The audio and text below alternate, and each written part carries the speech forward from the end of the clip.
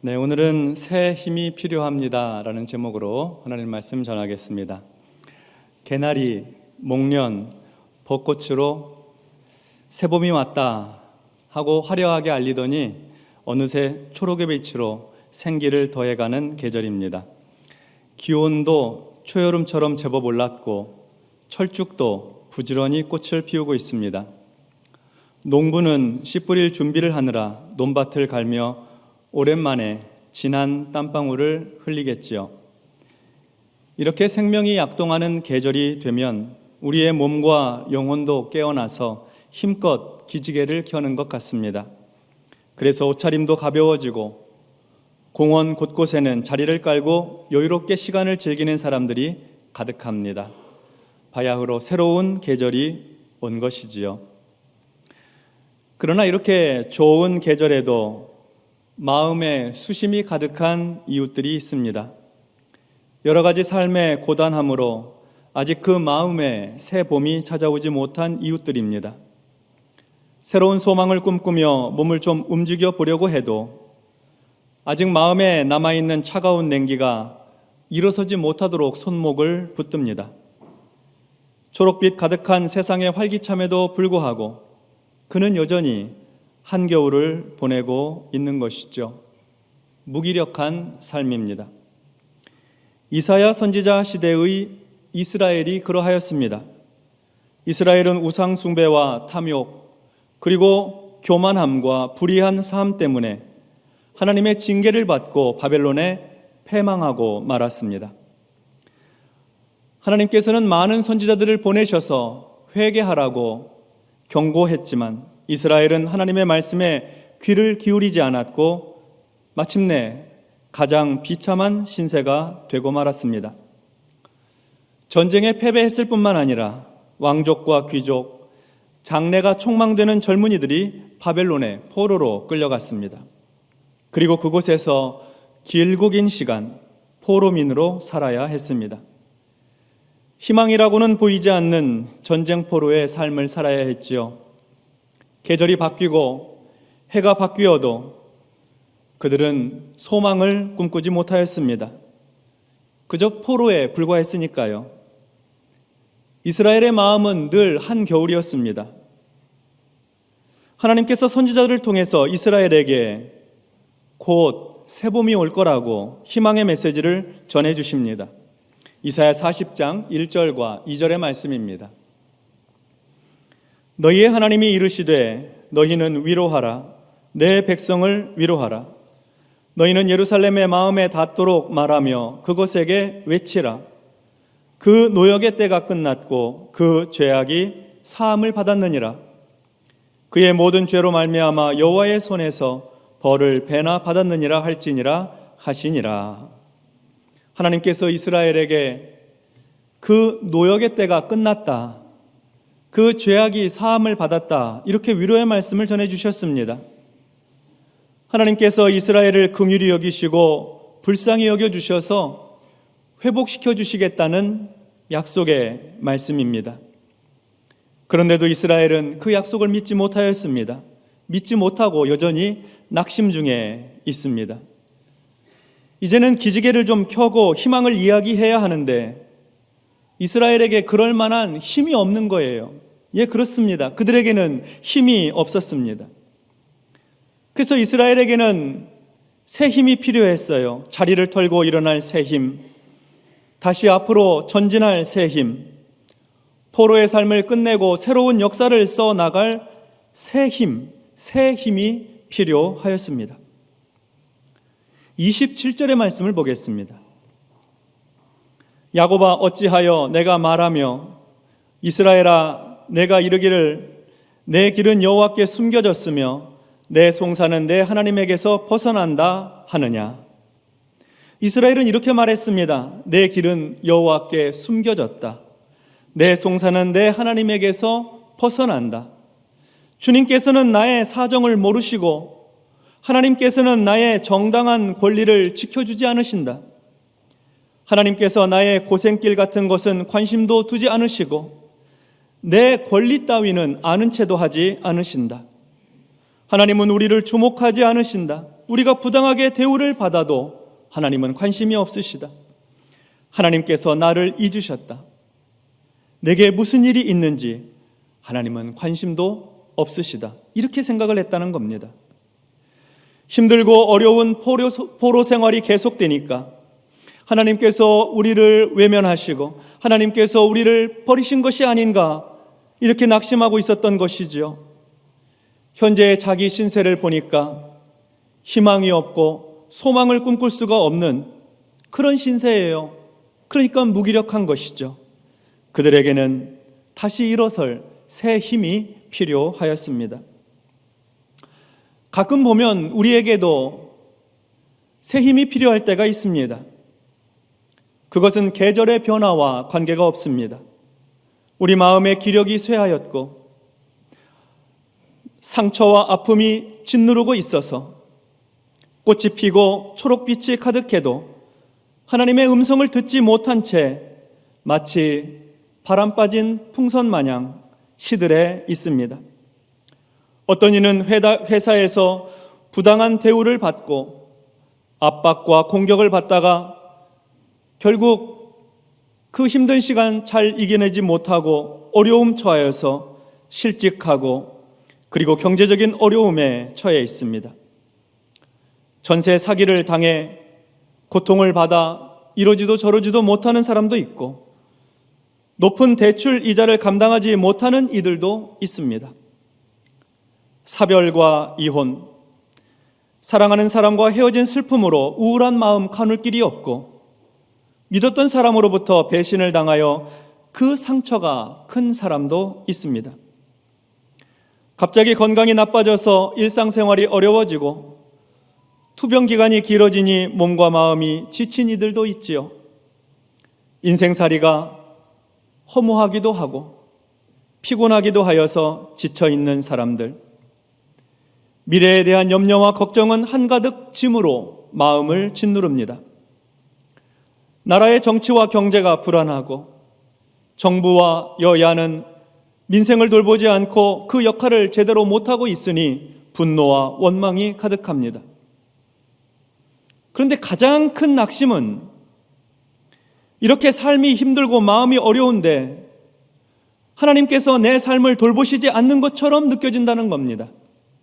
하나님도 나를 외면하시는 것일까? 하나님도 나를 버리신 것일까? 이어서 28절과 29절을 봅니다. 너는 알지 못하였느냐? 듣지 못하였느냐?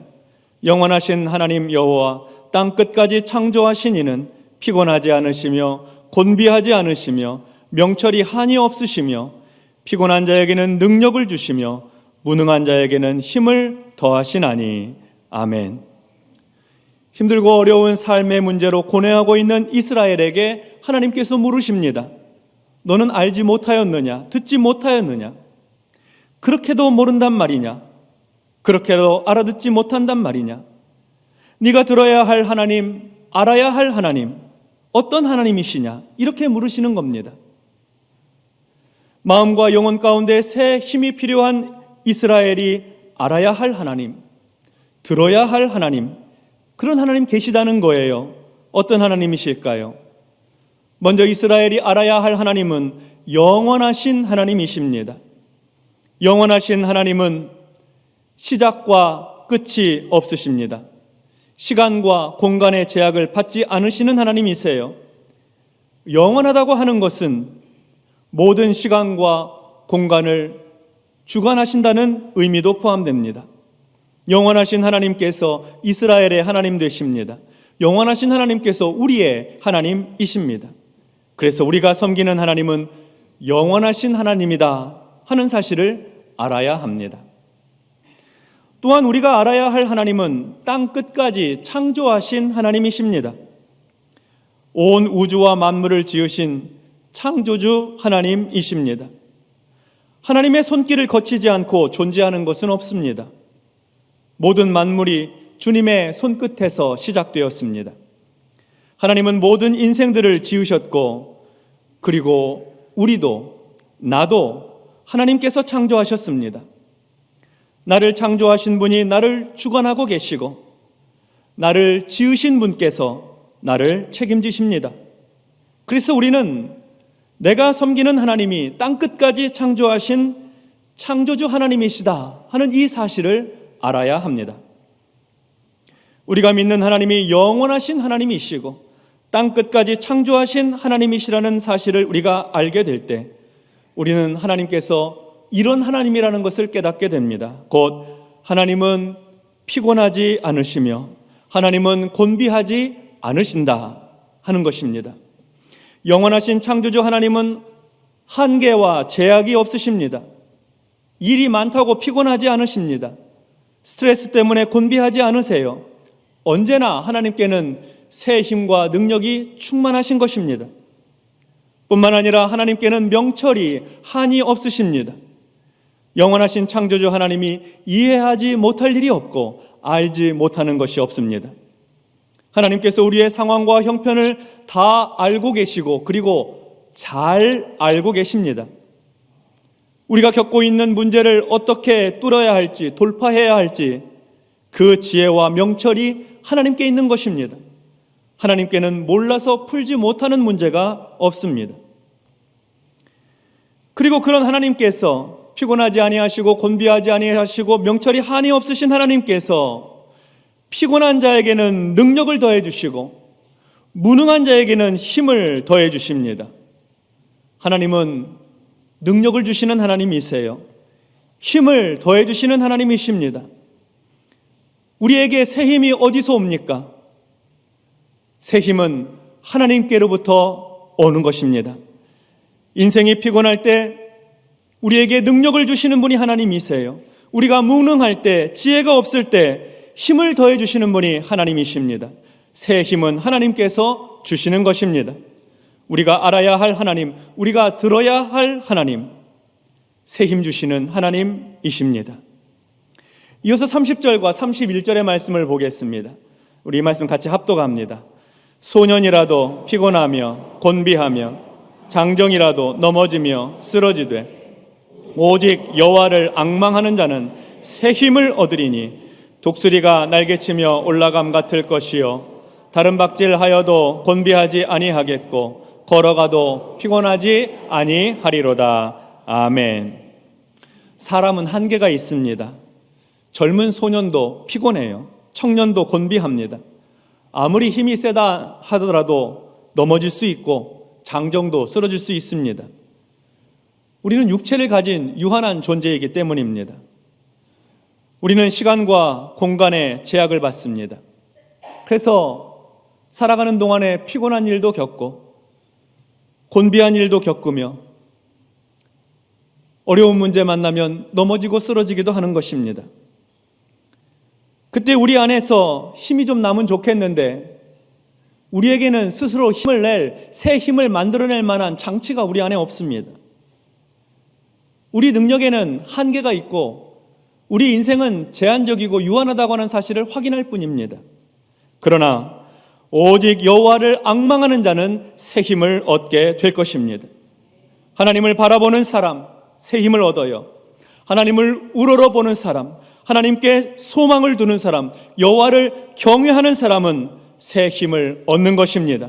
영원하신 창조주 하나님을 앙망할 때 우리의 인생은 비로소 새 힘을 얻고 다시 일어서는 것이죠. 그러므로 우리는 하나님을 바라보아야 합니다.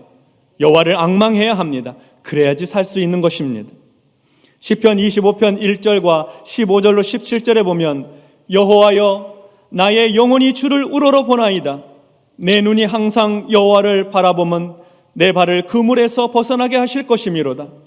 주여 나는 외롭고 괴로우니 내게 돌이키사 나에게 은혜를 베푸소서. 내 마음에 근심이 많사오니 나를 고난에서 끌어내소서. 우리 영혼이 주님을 우러러볼 때, 우리 눈이 항상 하나님을 바라볼 때 하나님께서는 우리의 발을 그물에서 건져 주실 것입니다. 외롭고 괴로운 우리에게 하나님께서 은혜 베풀어 주실 거예요. 마음에 근심이 많은 우리를 고난에서 끌어내실 것입니다. 그러므로 우리는 오직 여호와를 앙망하는 것입니다. 피곤하고 지치고 고단할 때 하나님을 바라보는 거예요. 하나님께서 새 힘 주시는 영원하신 창조주 하나님이시기 때문입니다. 시편 42편 5절에서도 내 영혼아 내가 어찌하여 낙심하며 어찌하여 내 속에서 불안해하는가. 너는 하나님께 소망을 두라. 너는 하나님께 소망을 두라. 그가 나타나 도우심으로 말미암아 내가 여전히 찬송하리로다. 아멘.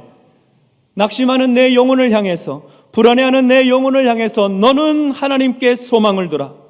하나님께서 나타나 도와주심으로 내가 여전히 하나님을 찬송하리로다. 새 힘 주시는 분은 하나님이시니 오직 하나님께 소망 두라는 것이죠. 여호와를 바라보고 여호와를 앙망하라는 말씀입니다. 여호와를 앙망하는 사람은 새 힘을 얻습니다. 마치 독수리가 날개치며 창공을 올라감 같이 하늘을 향해 비상하는 것처럼 새 힘을 얻을 것입니다. 여호와를 앙망하는 사람 새 힘을 얻습니다. 다른 박질하여도 곤비하지 않고 걸어가도 피곤하지 않습니다. 그러므로 새 힘이 필요한 사람은, 내가 새 힘이 필요하구나 생각하는 사람은 언제든지 하나님을 바라보실 때 하나님께서 주시는 능력을 얻게 될 것입니다.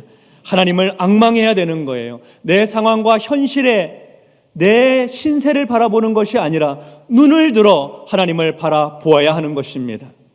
성도 여러분, 계절이 바뀌었다고 해서 우리 마음도 금방 달라지는 것은 아닙니다. 꽃이 피고 초록빛 가득하다고 해서 우리 영혼이 금세 근력을 회복하는 것도 아닙니다. 영원하신 창조주 하나님을 바라볼 때 그때 새 힘을 얻게 됩니다. 하나님을 앙망할 때, 하나님께 소망을 둘 때 하나님께서 피곤한 자에게는 능력을 더해 주시고 무능한 자에게는 새 힘을 더해 주시는 것입니다. 그러므로 새로운 힘이 필요한 여러분, 하나님을 앙망하시기 바랍니다. 날마다 아침마다 여호와를 바라보세요. 하나님께서 하루를 살아갈 만한 새 힘을 풍성하고도 넉넉하게 공급해 주실 것입니다. 우리 인생은 무엇을 바라보고 사느냐가 중요합니다. 유한한 것, 세상에 속한 것, 가치 없는 것, 땅만 바라보지 마시고 영원한 것, 하늘에 속한 것, 의미 있고 가치가 있는 것, 영원하신 주님을 바라보시기를 바랍니다. 주님 바라보고 계속 바라보고 항상 묵상하면 우리의 영혼이 새 힘을 얻고 새 능력을 얻게 되는 겁니다. 주님의 십자가 은혜가 함께하게 되는 것이고 주님의 부활 능력이 우리 속에 역사하시는 것입니다. 히브리서 12장 2절과 3절에 보면 믿음의 주요 또 온전하게 하시는 이인 예수를 바라보자. 그는 그 앞에 있는 기쁨을 위하여 십자가를 참으사 부끄러움을 개의치 아니하시더니 하나님 보좌 우편에 앉으셨느니라. 너희가 피곤하여 낙심하지 않기 위하여 죄인들이 같이 자기에게 거역한 일을 참으신 이를 예수를 생각하라. 이렇게 말씀하셨어요. 부활의 주님을 바라보면 우리의 영혼이 새 힘을 얻습니다. 예수를 깊이 생각하면 우리 낙심한 영혼 가운데 새 은혜가 임하는 것입니다. 그러므로 믿음의 주요 온전케 하시는 예수님을 바라보는 주의 제자들이 되어야 하는 것입니다. 기도는 주님을 바라보는 시간입니다. 말씀을 묵상하는 것은 주님의 음성에 귀를 기울이는 시간입니다. 그러므로 기도와 말씀을 통해서 우리는 여호와를 앙망하고 주님께 귀를 기울이는 것입니다.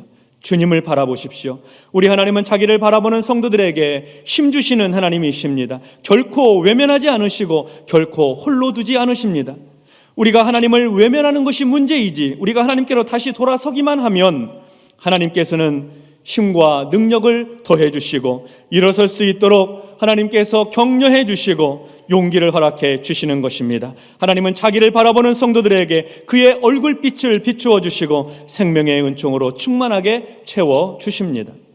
그러므로 우리는 영원하신 창조주 하나님을 앙망하고 부활의 주님을 바라보므로 하나님께서 새 힘을 주셔서 참으로 새 힘을 주셔서 어떤 문제나 어떤 어려움 중에도 우리의 심령을 생기로 가득하게 해주시고 기쁨과 소망이 넘치며 생명의 능력이 역사하는 그런 삶이 되시기 바랍니다. 자리를 털고 무기력함에서 벗어나서 다시 일어설 수 있도록 하나님께서 새 힘 주시기를, 여호와를 앙망하는 성도들에게 새 힘 주시기를 주님의 이름으로 축원합니다. 기도하겠습니다.